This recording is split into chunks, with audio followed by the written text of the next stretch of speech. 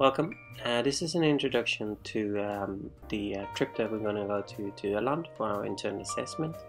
We're going to look at retreating and advancing coastlines. Retreating and advancing coastlines can both be found on Öland. In this case, why would you find more sand at the bay than at the headland? Is there anyone that knows? Correct, it's due to longshore drift, which we will return to in a minute. Headlands and bays are created because there are areas that are more and less susceptible to erosion. In Djupvik you will find areas that are more susceptible to erosion due to the destructive waves that are found on the west coast of Öland. On the east coast of Öland you will have bays that are more sheltered to the wind. Here you have, this is an example from Byrum, where you have the Raukarna, or the vices and notches as they're called in English. Wake-up platform is the result of waves pounding the cliff. You will have erosion, the cliff will retreat and leave a platform in front of the cliff. You find plenty of these in Djupvik and in Byrum. The platform itself is widening, leads to something called negative feedback loop.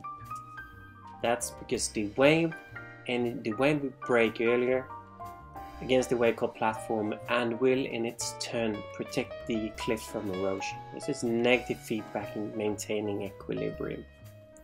It's a nature's way of protecting the coastline. Here's another rauk or viceroy notch from Byrum, and here you have in the background the kind of greenish area is a wake-up platform. It's a retreated coastline that has left the platform that are now dissipating wave energy and protecting the viceroy notch from erosion. There's also found glauconite mineral in the cliff, which makes it less susceptible to erosion. This is a shingle beach. This is Djupvik.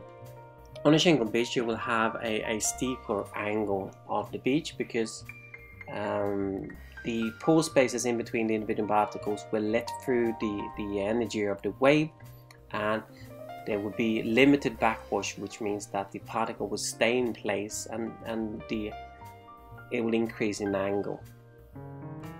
And this is also from Djupvik. Here's the opposite. This is from Böda. It's a sandy beach with a low angle, which means that the sand becomes very compact and doesn't let through any water. There's no percolation, which means that the backwash is unhindered and brings material back into the ocean again and level out the beach angle. It's a very nice way for the nature to even out differences. Longshore drift, as we discussed earlier, is when the waves approach the beach at an angle, an oblique angle, you will have a zigzag movement of material. The swash brings material to the side and is brought straight back due to gravity. This creates a zigzag movement and moves the particle along the coastline. Some areas will be more susceptible to erosion. This is Öland shale, which is found on Djupvik. It's extremely soft. You can peel it off with your fingers, and of course on stormy waves in the winter time, which of course this is a seasonal cycle as well. The waves will pound the cliff and through abrasion it will erode the cliff very rapidly and create a very powerful and large and marked wake-up notch.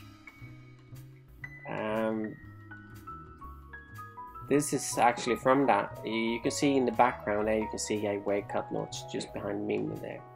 And it's of course the wave will break at the foot of the cliff and create the largest amount of erosion at the foot of the cliff and leave the top of the cliff virtually unharmed. It's also it only erodes due to frost shattering. Frost shattering, of course, is very common in our latitudes. Thank you very much. Thank you for listening.